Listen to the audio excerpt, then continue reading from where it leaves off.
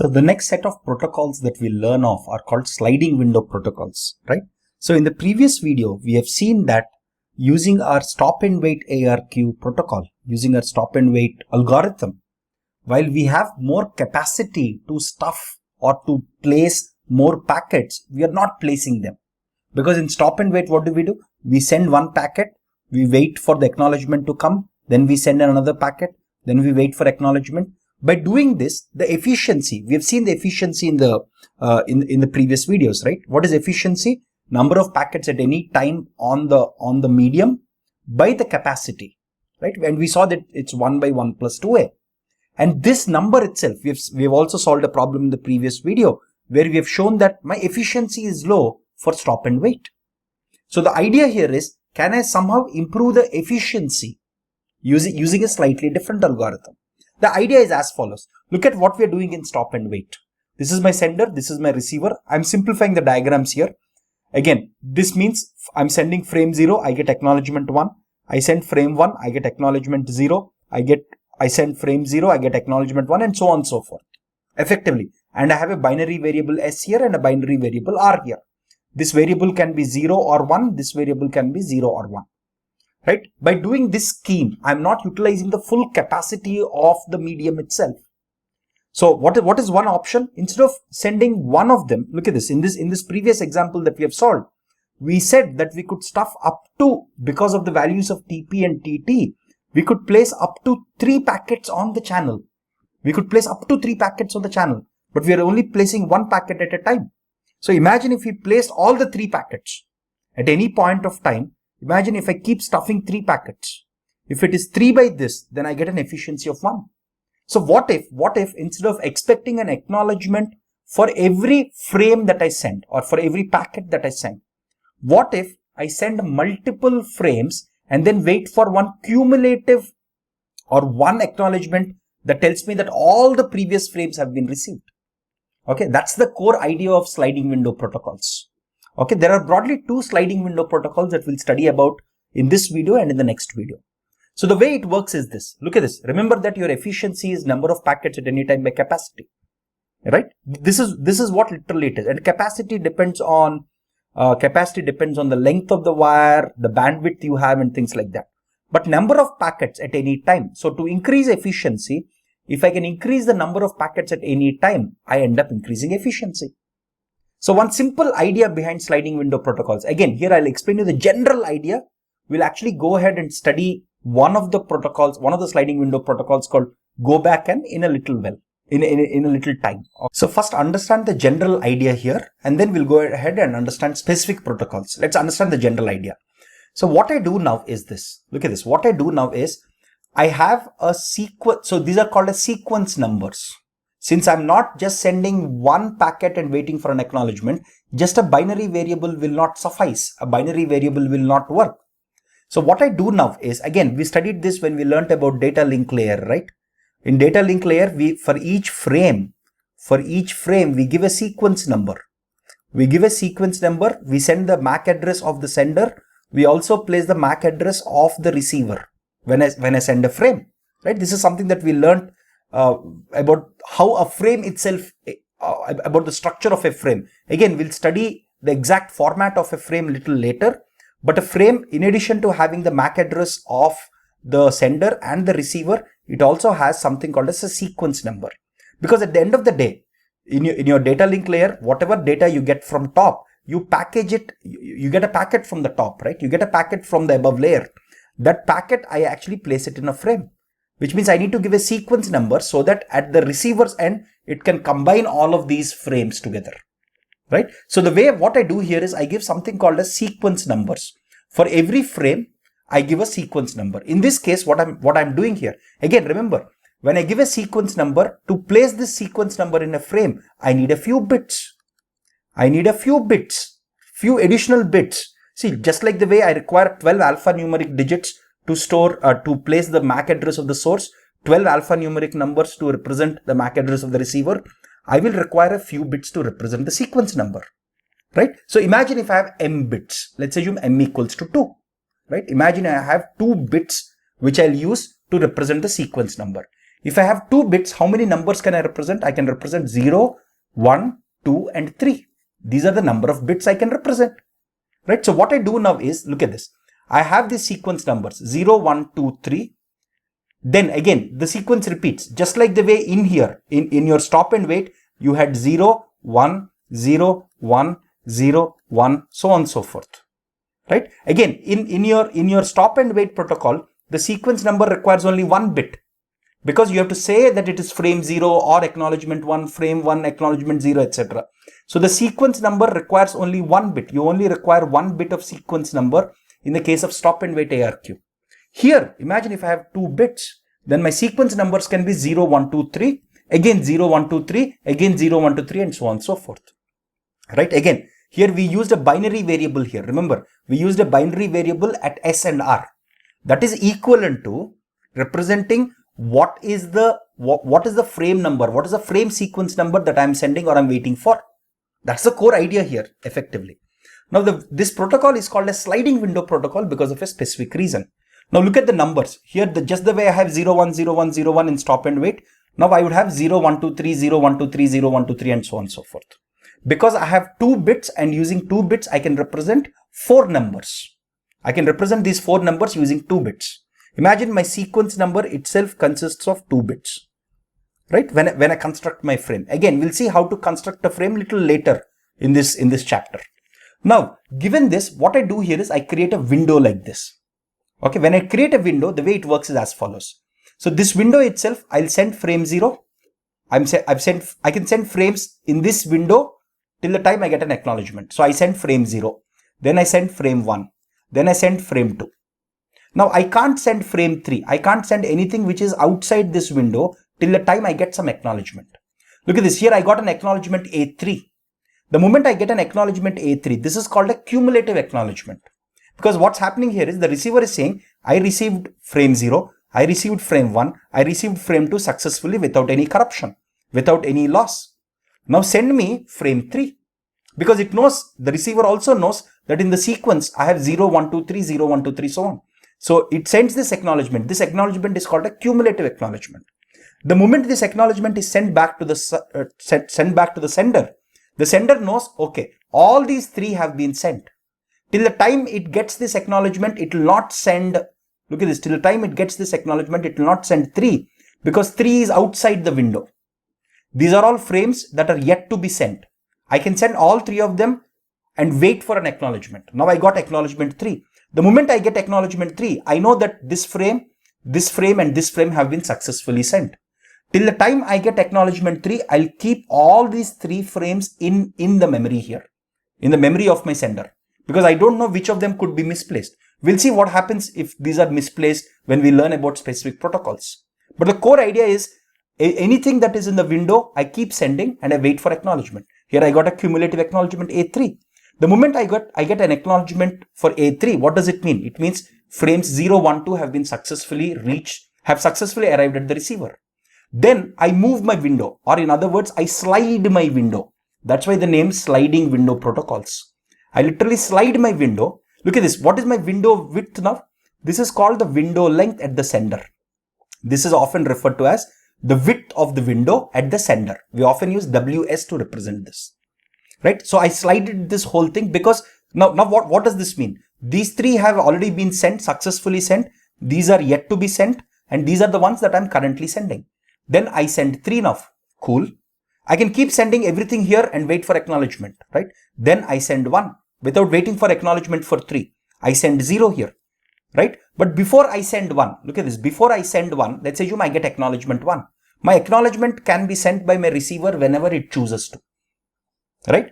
It's not necessary that it has to wait for the whole window to be sent before it sends the acknowledgement. My receiver can choose to send the acknowledgement whenever it wants.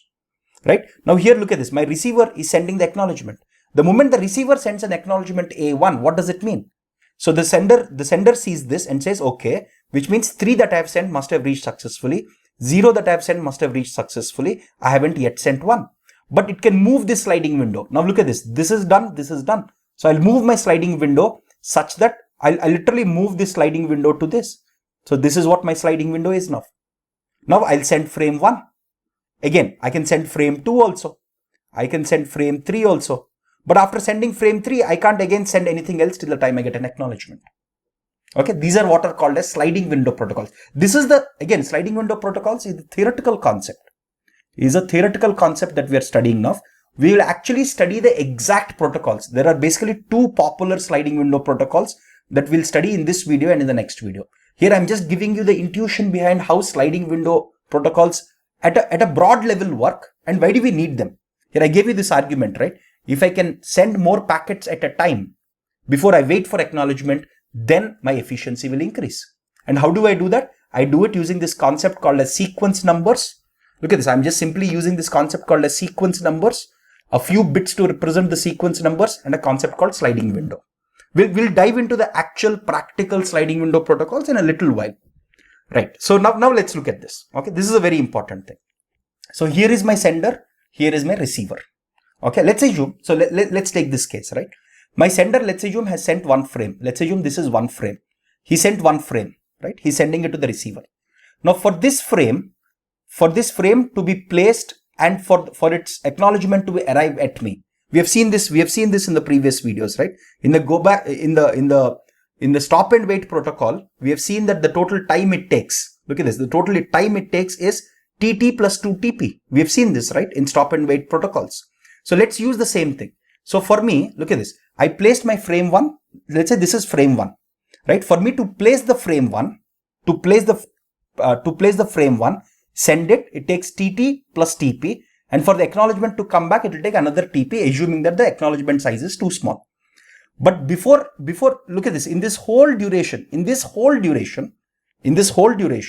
how many other packets or frames can I place here? Look at this, while packet 1 or frame 1 is moving this way, let's assume packet 1 has moved till here or frame 1 has moved here. By the time frame 1 reaches there, I can again place frame 2 if I have the capacity on my wire. Right? If I have the capacity, I can place frame 2. And by the time frame 1 reaches here, my frame 2 reaches here, I can also probably place frame 3 here. Right? So if you think about it, look at this, what is the capacity here? What is the capacity, or in other words, how many packets, capacity in packets, how many packets can I place in this medium? By the time my first frame is loaded, sent to the receiver, and by the time receiver sends me an acknowledgement, that's the total time, right? We have seen this in the stop and wait scheme. In this time, how many packets can I place here? Right? That's nothing but capacity in packets. And we have seen this in the previous example, right? We have seen the same thing that we solved last time, right? In the previous video, we have solved this. Number of packets that can be transmitted before waiting for an acknowledgement of the first packet. We showed that it is 1 plus 2a. We have shown this, right? Through this simple example that we solved in the previous video, right? Which means in this much time, I can send 1 plus 2a packets or 1 plus 2a frames, right? So I can send 1 plus 2a frames through the channel or through this medium, right? So my capacity in packets is 1 plus 2a packets or 1 plus 2a frames. Again, I'm using the terms frames and packets interchangeably, but technically it should be called frames. Okay. But lots of books tend to use the terminology interchangeably. Now the question is this: what is the size of my window at the sender side? Look at this. If this is the concept, that we just learned, what is the size of my window or width of my window at the sender side? Look at this. If I have m bits for sequence numbers, remember, if I have m bits for sequence numbers, what is the maximum size of my window? My maximum size of my window is 2 power m. Otherwise, things will get messed up, right? For example, imagine I have this, right? So m equals to 2 here, m equals to 2 here, 2 power m is 4. Imagine if I have a window size 5. Then what happens? I send frame 0, frame 1, frame 2, frame 3, again frame 0. Then the receiver doesn't know what is this frame 0 and what is this frame 0, right? The receiver will completely mess it up, right? So your window size should be less than equal to the window size on the sender end. This WS, remember, this WS is the width of the window at the sender, right? Also called as the window size at the sender. So we know that the window size at the sender has to be less than has to be less than equal to 2 power m, right? This is something that we know. Similarly, look at this. If the capacity of this wire itself, if the capacity of the wire itself is 1 plus 2a packets, then by the time I get the acknowledgement for the first packet that I send, right, I can at most stuff 1 plus 2a packets into this whole thing, right? Into this whole channel or medium, I can at most send 1 plus 2a packets, which means your WS is also less than equal to 1 plus 2a, because I know capacity is 1 plus 2a packets, which means your window size is the minimum amongst these two values. Look at this. Because WS is less than 2 power m and WS is also less than 1 plus 2a, which means WS is less than equal to, or it is equal to the minimum of both of them, right? Very simple way to understand this, right? Now here remember, m is, in this formulation, m is the number of bits for the sequence number. Now imagine if somebody just gave you the capacity of the medium. Suppose if somebody gave you the capacity of the medium, that's it. And they ask you very simple question. What is the minimum value of m that I can have? How many bits can I have? Look at this. What is the minimum value of m that I can have given a capacity? So imagine if my capacity is 1 plus 2a. Imagine if my capacity is 1 plus 2a. How many bits do I need to represent 1 plus 2a packets? I need log of 1 plus 2a, log base 2 obviously. I need these many bits. Remember, I need these many bits, right, to represent 1 plus 2a packets, right? So if these are the number of bits that I have, then what would this be equal to? This is equal to the value of m, right? This is the minimum number of bits that I need. Remember, to represent 1 plus 2a packets, the minimum number of bits I need is this, right? Because if I have these many packets, then my sequence numbers will range from 0 to this number. To represent values from 0 to this number, I need minimum of these many bits. Because I need a minimum of these many bits, my minimum value of the number of bits in the sequence number is nothing but the log of this. This is the minimum value. Now imagine if I can have 1 plus 2a packets, what is the maximum number of bits I can have? Look at this. Imagine this 1 plus 2a is, let's say, 128. Let's just say, for example, okay. To represent 128 numbers, how many bits do you need? You need 7 bits. That's the minimum. To represent 128 numbers, what is the maximum number of bits do you need? You can use infinite number of bits to represent 128 numbers. You can use 10 bits, 20 bits, 30 bits, 40 bits, 1000 bits, million bits, billion bits, right? That's the idea here. So if somebody gives you the capacity, if you have the capacity of the medium, right, then we know that my window length, again here I should be careful here. I should have written my window size is less than equal to. That's the right way of writing it actually. It's not equal to, right? Or I can say the maximum value of WS will be equal to the minimum amongst them. Okay, that's the other way of writing it. The maximum value of WS is equal to the minimum value of 2 power m and 1 plus 2a. This is another way of writing it. I'm sorry, I've used this term equal to. It should have been less than equal to. That's important, because if you combine these two equal tos, you get WS is less than equal to minimum of this. So that's the right way of writing it. It's not, WS need not be equal to this. Your WS could be 1. Who is stopping you from having your window size to be 1 here? Nothing stops you. But the maximum window size you can have, we are only talking about the maximum window size you can have is equal to the minimum of 2 power m and 1 plus 2a. Right? Very simple, very simple. And if you have, if the capacity of the channel is 1 plus 2a, then the minimum number of bits I require is log 1 plus 2a, log base 2 obviously. Which means this is the number of bits I will have, this is the minimum number of bits I have in the sequence number. The maximum number of bits can be any number greater than 7. Right? It could be infinity actually. I could have 8, 9, 10, 1,000, million, billion. Hence the maximum value can be any number, can be infinity. Right? Very simple concept here. Again, this is very, very important to observe that WS is always, this equation is very, very important. This equation says that the maximum size of the sender window, the maximum size I can have is the minimum amongst how many bits I have for sequence number and the capacity that I have. That is the maximum number that I can have in my sliding window. Beyond that, I can't fit it, obviously, right? So now let's take a simple problem here, right? A very simple problem. Imagine I have TP equals to this, TT equals to this, right? This is my propagation time, transmission time. What is the maximum window size at the sender? We have just seen this, right? Maximum window size at the sender is less than equal to the minimum of your 2 power m if I have m bits, or 1 plus 2a. And I can compute a here, right? My a is nothing but tp by tt, right? My a is nothing but tp by tt, which is 49.5. My a is 49.5. So what will this be? So this is minimum of, look at this. What is the maximum window size? Again, we are not given how many bits are there. So let's assume I can use as many bits as I want.